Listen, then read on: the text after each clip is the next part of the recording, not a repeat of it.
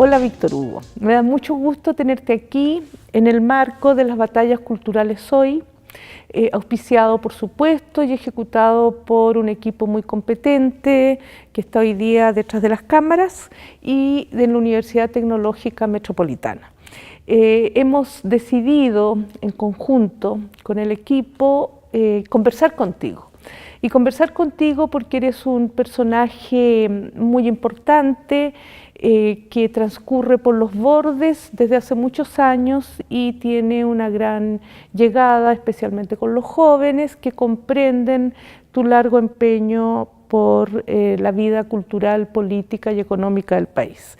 Quisiera señalar, no lo necesitas, pero de todas maneras quiero señalar en tu caso que eres periodista, que trabajaste durante largo tiempo en la Universidad Arcis, que además has publicado 3 libros importantes, La bandera hueca, el diario del Che de los Gays en Chile, y además, ¿no es cierto?, este libro que salió ahora también, que es El SIDA en Chile. Entonces, a partir de esta presentación somera, porque por supuesto tu trayectoria es mucho más amplia, has viajado mucho, has tenido importantes participaciones en Chile y afuera. Pero quisiera que conversáramos en una conversación franca y muy abierta sobre cómo ves tú tu propio personaje hoy, que es ese activista que llevas dentro y que se define de una manera muy poderosa, el Che de los Gays. ¿Cómo lo ves tú hoy en Chile? Bueno, primero agradecer la invitación. Sé que este es un acto inaugural.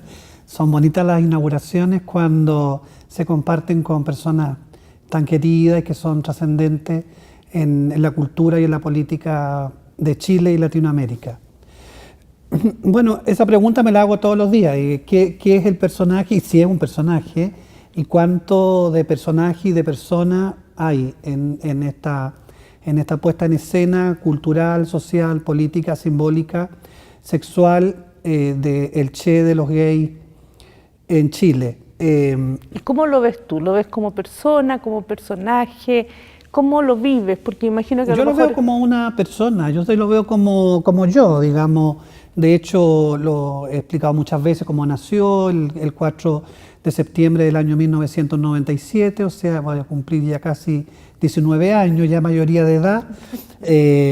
Nació en un acto en contra de la censura, organizado por Vicente Ruiz y Patricia Rivadeneira, donde yo fui censurado, paradójicamente en un acto en contra de la censura. Así nació, bien polémico. ¿Quién te censuró, perdona? Me censuró... ¿O quiénes?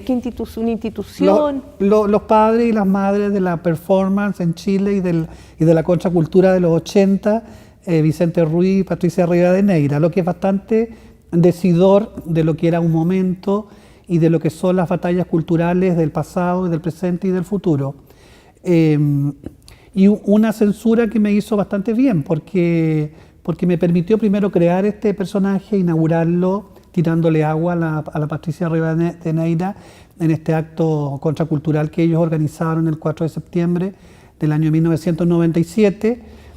Y digo que fue inaugural y fue performático porque además el agua en el mundo cristiano, si bien yo soy apóstata, tiene todo el simbolismo del bautismo, ¿no? Entonces yo mismo me autobauticé y me inauguré y emergí como un personaje polémico, controversial, que ha ido pensándose, repensándose y descubriéndose también, porque cuando nació yo no sabía lo que estaban haciendo, digamos, no sabía que era un monstruo que tenía que tener elementos de contenido, de ideología, ¿no? Nació por un deseo, digamos, por un deseo de cruzar la homosexualidad con la política con la homosexualidad también, decir que los homosexuales tenemos un pensamiento ideológico, que hay homosexuales que somos de izquierda, que no somos iguales, como nos quiere hacer entender Fundación Iguales, ¿no?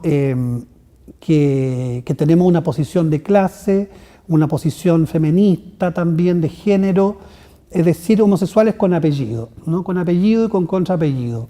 ¿Y cómo ves tú eso en el marco, ya que nombraste a la Fundación Iguales, que que surge con bastante fuerza en la actualidad. Pero también está el móvil. ¿Cómo te ves tú en relación, por ejemplo, a esa organización? ¿Sientes que esa organización habría unido, que lo que es tu aspiración, homosexualidad, política, ideología, clase? Bueno, yo fui parte del móvil histórico. Inauguré el primer programa radial de homosexuales y lesbianas en el marco del móvil, que nació el año 1991. Ayer estábamos conversando con Marcos Ruiz, que fue uno de los fundadores, y efectivamente hay un dato oculto de la transición, de la mal llamada transición a la democracia, es que hay otra transición, que es la transición de los movimientos sociales, ¿no? Que aprovechamos esta transición pactada entre milicos y civiles y logramos introducir los temas de la diversidad, del género y de la contracultura en esta transición pactada. Y efectivamente el móvil fue un grupo importante, trascendente, creo yo que el más importante en la historia social, sexual de Chile, pero con el tiempo se ha transformado en un grupo de poder, que desentendió y se olvidó de su posición de clase y que solo dialoga ahora como grupo de poder con el poder, ¿no? Ellos entienden la política como un ejercicio de diálogo con el poder.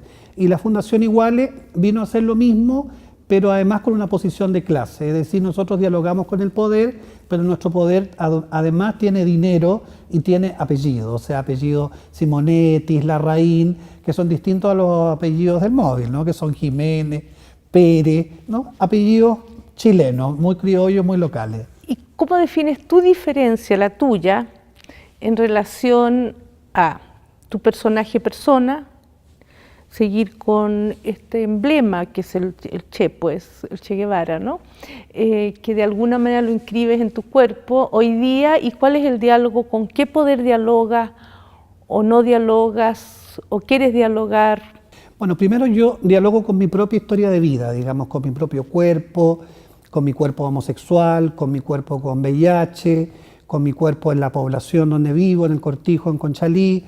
Dialogo con mi familia, dialogo con mi abuelita con la que vivo, dialogo con mis amigas, mis amigos históricos del movimiento de la diversidad sexual, el móvil histórico, dialogo también con la izquierda, de la cual me siento parte, las izquierdas más bien hablemos, porque no hay una sola, y dialogo y contradialogo también con estos personajes históricos. Por eso que me atreví a crear un personaje tan irreverente, controversial y cuestionador como el Che de los gays, porque muchos me han cuestionado, ¿no? Diciéndome que el Che era homofóbico, y efectivamente era homofóbico, pues hay datos históricos que señalan que era homofóbico, y no solamente el Che, sino que toda la revolución cubana, ¿no? Perdona, incluyendo a Fidel y a todos sus líderes. Pero tú mismo fuiste a Cuba, de hecho coincidimos allá, y tú llegaste como el Che de los gays, sí.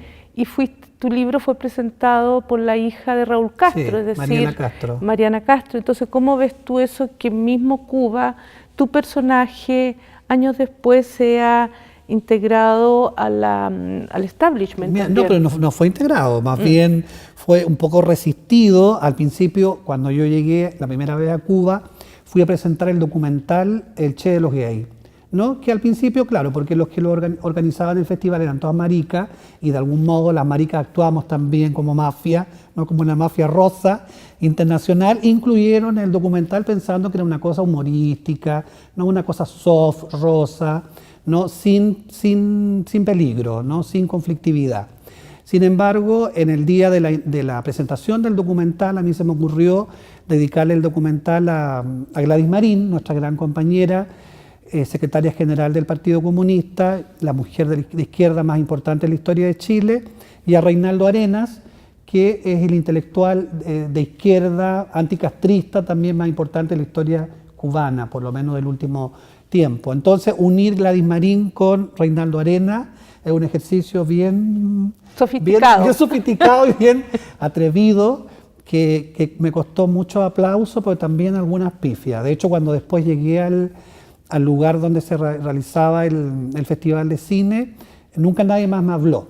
O sea, en Cuba la gente no te censura abiertamente, sino que no te hablan más. Entonces no me hablaron más, y ahí entendí yo que había tocado un lugar que era intocable, había nombrado un personaje innombrable, entonces dije, bueno, nunca más me van a invitar a Cuba con lo que hice. Bueno, de hecho me peleé hasta con el director del documental porque no ganamos ningún premio, diciendo él, pensando que por lo que yo había dicho no habíamos ganado nada. Pero volviste. Después volví a presentar el libro Bandera Hueca y ahí volví con una estrategia mucho más afectiva, más cariñosa, sin renunciar a lo que había hecho, sin renunciar también a mi mirada crítica de la revolución, pero dentro de la revolución yo me siento parte también y cómplice de esa revolución, con la crítica, por supuesto, a la libertad de expresión, a que se abran espacios de democracia y de integración de las diversidades. Y logré convencer e invitar y seducir a Mariela Castro para que estuviera en la presentación del libro y fuera cómplice en Cuba mismo, sí, en la Feria Internacional del Libro de La Habana. Lo que te habla también que al interior de la revolución hay muchas revoluciones que permanecen y que luchan entre ellas, ¿no? por construir un lugar tan complejo, tan minoritario y tan débil pero tan fuerte a la vez como en la Revolución Cubana. Y ahora viajemos a Chile, de vuelta con el Che de los gays chileno en Chile. ¿Cómo ves tú el tema de la diversidad sexual, que está siendo muy difundido y pensado, ¿no? Por ejemplo, en los jóvenes universitarios hoy, pensando también en la diversidad sexual que podrían seguramente habitar mucho de nuestros estudiantes, en el sentido mujeres y hombres, ¿no? Lesbianas o gays o transexuales. ¿Cómo ves tú en Chile ese lugar para los jóvenes? Mira, yo veo un tremendo avance, una apertura también cultural, simbólica, una apertura juvenil. Si uno piensa en la primera protesta que hubo como un gesto libertario de homosexuales, de trans más bien, fue el año 1973, los últimos días de Salvador Allende, en otra época, en otro momento. Es decir, el movimiento de la diversidad sexual en Chile tiene más de 43 años, no surgió con el móvil ni con iguales, ¿no? Es tan antiguo como la transición, más antiguo que la transición. Y uno piensa que esa manifestación habían 15 locas pobres, ¿no? Travestis de la Plaza de Armas. Uno ve las protestas, manifestaciones de ahora de la diversidad sexual de 20.000, 30.000, 40.000, 50.000 personas. Y en términos de cantidad, claro, es mucho más gente, pero también en términos de cualidad, ¿no? Y de sentirse dueños de nuestro propio cuerpo, también hay una gran diferencia. Es decir, somos homosexuales, lesbianas y trans, mucho más dispuestos a enfrentarnos al sistema y particularmente en los jóvenes, ¿no? Uno ve en los jóvenes mucha más apertura. Ahora, me parece que ellos no hablan tanto de si son, no se ponen etiquetas, ¿no? Sobre todo los cabros más chicos, no se ponen etiquetas de gay, de trans, de lesbiana. Ellos viven su sexualidad de modo mucho más abierto. Yo diría que nosotras somos las antiguas, las que todavía se andan catalogando de gay o de homosexual. Pero tú piensas realmente, Víctor Hugo, que hay una apertura literal, o podría ser también frente a cuestiones como, por ejemplo, la no legislación sobre aborto, que está suspendida, a cambio, como moneda de cambio, la unión libre, que en definitiva beneficia también a los grupos de diversidad sexual. ¿No piensas tú que pudiera ser un discurso que no tiene demasiada densidad y que hay ciertas problemáticas para los jóvenes gays o lesbianas, o como se quieran definir, distintos, pongámoslo en ese registro, que sin embargo no ha permeado enteramente las psiquis locales, ¿no? No ha permeado las psiquis locales. ¿No crees tú que que pudiera haber todavía un remanente bastante masivo de resistencia y de discriminación? Es que son distintos planos. Yo creo primero que la sociedad ha avanzado culturalmente, particularmente en los jóvenes, hay un cambio, una mirada distinta, como eran nuestros padres, nuestros abuelos sobre estos temas. Me parece que la resistencia más bien están en los grupos de poder, en las élites. Si bien hemos avanzado en algunas leyes, en algunos derechos, ya no existe el castigo a la sodomía, se despenalizó el año 1999, está la ley en contra de la discriminación, está el acuerdo de unión civil, que si bien son leyes incompletas, son avances legales que han ido acompañando y que han sido forzados por el movimiento social. Estas leyes no son un premio o no son a cambio de la élite política, sino que se han visto presionados por los movimientos sociales, por los grupos homosexuales, lesbianas y trans, para que se transforme el cuerpo legal, pero también para que se transforme el cuerpo social. Ahora, me parece que sí, lo que falta es que este movimiento social de la diversidad haga alianza también con otras luchas, es decir, no se trata solo de liberarnos como locas, como maricas, y casarnos y tener nuestro mundo aparte, digamos, nuestra ciudad gay, como supermercados gay, con negocios gay, con discotecas gay, con canales de televisión gay, sino que el mundo nos pertenece a todos y todos somos también parte del mundo. En ese sentido, nosotros debiésemos ser cómplices de las luchas de las mujeres, de las luchas de los mapuches, de los trabajadores, de los jóvenes, de los estudiantes, porque también somos eso. Somos ¿Qué integración se ha producido en esa línea? ¿Qué integración importante crees tú se ha producido en la línea? Cruce, diría yo. Sí, ¿cuál cruce? ¿Cuáles cruces, por ejemplo? Particularmente en grupos universitarios. Ahora estamos hablando en un canal universitario. Existen, en casi todas las universidades existen grupos de encuentro, secretarías de género, por ejemplo, que antes no existían, de grupos de lesbianas, de trans. En la Universidad de Chile hay un preuniversitario transexual. Es decir, que se va produciendo al interior del movimiento estudiantil una cierta práctica de aceptación de la diversidad, pero también de cuestionamiento a los roles hegemónicos del liderazgo masculino, por ejemplo, ¿no? De cómo entender la educación y también y cómo incorporar la educación sexual dentro de las demandas del movimiento. Entonces, ¿tú piensas que por ejemplo, esas oficinas que convocan a pensar, a intensificar algunas líneas, son necesarias en la universidad? No estoy segura si existen en la UTEM, a mí me parece que no, de una manera, digamos, orgánica, independientemente de casos específicos.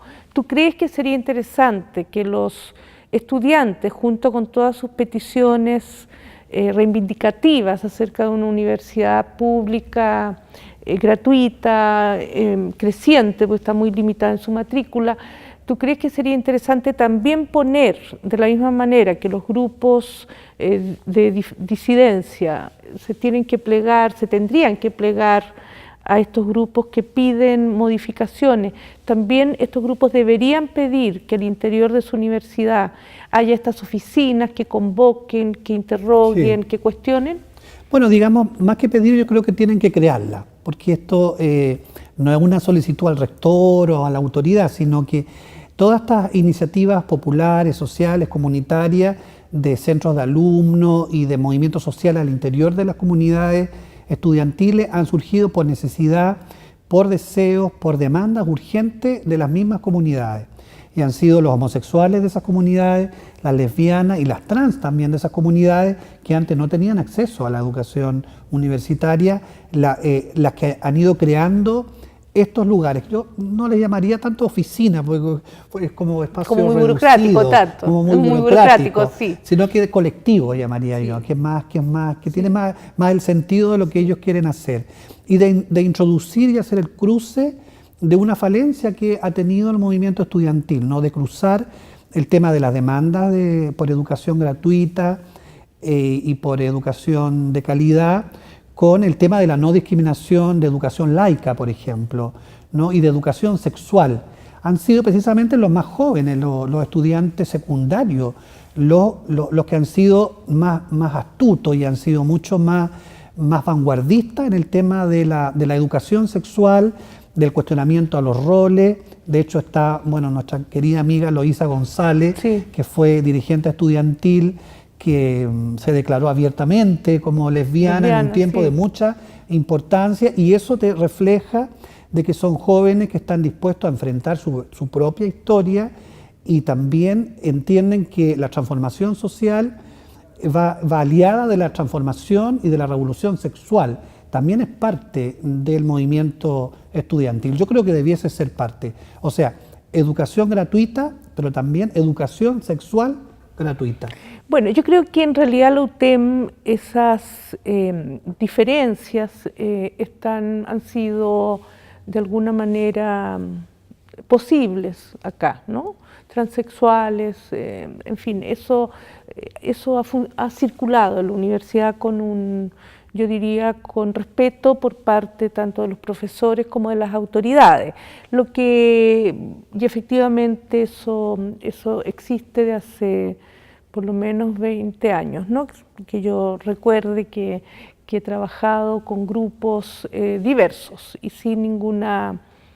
si bien no ha habido un abierto reconocimiento, no ha habido negaciones, ¿no? ni trabas, por lo menos en mi experiencia. Ahora, pero también tú tienes otro lado que junto con eso es poner a tu personaje en el espacio público. Tú has ido a marchas, has ido a distintos tipos de expresión ciudadana, en tanto Che de los gays. ¿Cómo ha sido esa experiencia de la primera aparición a hoy? No quiero decir que las recorras todas, sino cuál ha sido la percepción. Bueno, primero fue una necesidad. Cuando yo me retiré del móvil después de la toma Travesti, que protagonizamos con la Michelle el año 1996, o sea, hace ya más de 20 años, ¿será eso? 96, sí, 20 años. Justo. Entonces ahí me autoexilié del móvil histórico y dije, ¿qué hago yo aquí? ¿Me dedico a ver teleseries, ¿no? o videos porno o sigo actuando políticamente? Y ahí se me ocurrió salir a las calles, introducirme en las marchas, en las protestas, como personaje, mucho antes que naciera el Che de los gays, sintiendo que eran espacios de convergencia social, donde iban trabajadores, mujeres, indígenas y medios de comunicación, ¿no? Entonces, era un lugar posible donde introducir temas de la diversidad, temas de la homosexualidad política, con la política nacional. Entonces creo que el personaje ha sido muy efectivo en eso, porque ha sido posible y reconocible de que los homosexuales somos parte del movimiento social, tenemos un mensaje que entregar, tenemos una lucha también, que es parte de la lucha del movimiento social, y esas marchas nos pertenecen, esas manifestaciones, esas protestas, esos mítines, nos pertenecen a todos. Entonces nosotros como maricas, ¿no? como homosexuales, lesbianas y trans, nos sentimos partes de eso y también vamos acompañando, protagonizando, entregando colores, luces y plumas a esas manifestaciones. Bueno, por otra parte, otro de tus campos de batalla, diría yo, ahora que estamos en las batallas culturales, ha sido el tema del SIDA. Tú mismo has señalado en muchas entrevistas que eres portador de SIDA. ¿Eso qué significa hoy cuando efectivamente hay una gran atención sobre la enfermedad que ha dado afortunadamente muy buenos resultados en el sentido de que la enfermedad ha podido ser controlada por los medicamentos? ¿Cómo vives tú eso y por qué tú hiciste también un recuento un poco del SIDA en Chile y sus víctimas? ¿Cómo vives tú eso hoy también? Hoy día que las condiciones han cambiado. Bueno, yo diría que es una de las batallas culturales más importantes del Chile, de hoy y del mundo, pero es una batalla silenciada. Si bien, como dices tú, hay atención, pero hay una atención que se inscribe en el ámbito biomédico, ¿no? Ahí hay aspectos que están resueltos, hubo un tiempo donde no había medicación, por ejemplo, ahora hay medicación para todo el que necesite. De hecho, yo estoy vivo porque una persona murió y me heredó su medicación lo que es muy triste, ¿no? Pensar de que uno está viviendo por eso, porque otros tuvieron que morir. Pero tuvimos que dar la batalla, ¿no? La batalla por la salud, por la medicación, y lo que estamos haciendo ahora son las batallas volver a las batallas de la visibilidad. Es decir, el SIDA existe en Chile, el SIDA se sigue transmitiendo a través de vía sexual. No es un desafío solo que involucre a homosexuales, a hombres que tienen sexo con hombres, sino que es una enfermedad crónica, ¿no? que involucra a todo el campo social. Ahora, ¿por qué es interesante el SIDA a diferencia del cáncer o de, no sé, o de otra enfermedad que podría ser pancreatitis o no sé cualquier? Todos tenemos enfermedades, ¿no? Por supuesto. Porque este es un desafío político, ya ha estado estudiado, ha estado analizado. Susan Sontag nos habló, ¿no? de las metáforas de la enfermedad y de las metáforas del SIDA también, ¿no? Cómo el SIDA ha sido un catalizador primero de muchos miedos sociales, de muchos miedos sexuales. Es un desafío cultural y sexual y político también, porque es una enfermedad que cruza el cuerpo social y el cuerpo, ¿no? Es una enfermedad que se transmite por vía sexual, ¿no? Y al ser una transmisión sexual nos topamos con todos los prejuicios, todos los tabús y todos los miedos que hay con la sexualidad. Entonces, por eso que es importante hablar de SIDA, hablando. Porque cuando hablamos de SIDA hablamos de cuerpo, hablamos de sexualidad, hablamos del derecho a ejercer nuestra sexualidad, hablamos de la prevención del SIDA, hablamos de los condones, por ejemplo, que se pueden usar no solo para prevenir el SIDA, sino que para prevenir la gonorrea, la sífilis, el embarazo adolescente. Entonces me parece que es un tema de vital importancia, y cuando yo digo que soy una persona viviendo con VIH, lo hago no porque me sienta especial, ¿no? o porque me sienta una persona muy positiva, de eso soy positivo, sino que porque creo que políticamente es necesario poner un rostro a esta situación no política, más que una enfermedad. Diría que es una situación, es un desafío político de la sociedad, del mundo de hoy, ¿no? Y que ha reportado mucha cantidad de personas que han muerto por esta enfermedad. Entonces el libro SIDA en Chile lo que hace es recorrer no la enfermedad, sino que la lucha social de los grupos organizados, como a partir del año 84, en plena dictadura militar, surge el SIDA en el cuerpo de un profesor homosexual de Maipú, y a partir de esa historia, cómo los grupos se han ido organizando para enfrentar la epidemia y para enfrentar también los prejuicios, ¿no? El prejuicio de la sexualidad, el prejuicio de la homosexualidad, ¿no? Y el prejuicio de vivir con una enfermedad que todavía tiene ese estigma de ser un cáncer, como se dijo en los 80, el cáncer gay. Ahora, para terminar, querido Víctor Hugo, ¿por qué no hacemos una breve recuerdo de Pedro Lemebel? Ahora hay unos secundarios que hicieron un colectivo, Pedro Lemebel, unos estudiantes secundarios, porque tú también fuiste, y yo también, estuvimos en el perímetro del Lemebel. ¿Cómo ves tú? ¿Tú crees que aportó realmente a la visibilización junto contigo? No son demasiadas personas. ¿Aportó a la diversidad y a la expansión de los cuerpos? Bueno, yo ya lo he dicho, y con Pedro tuvimos una amistad larga, tensa e intensa, bastante tensa, pero también bastante amorosa, porque fueron amistades que van pasando por periodos, por tiempo.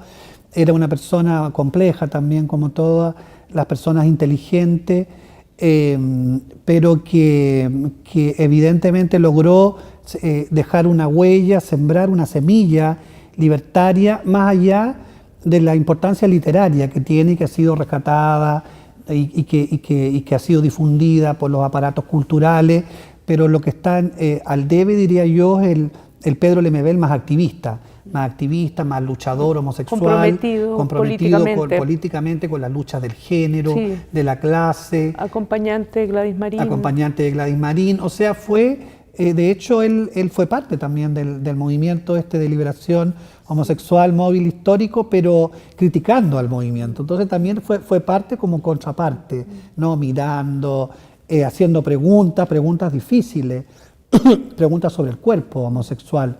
Entonces para mí fue una persona, un amigo importante que me marcó, y el que me impulsó a crear este personaje, sí. Porque esas preguntas locas que él hacía, ¿no? Que a veces como uno pensaba que no tenían sentido, pero tenían mucho sentido. Un día me dijo,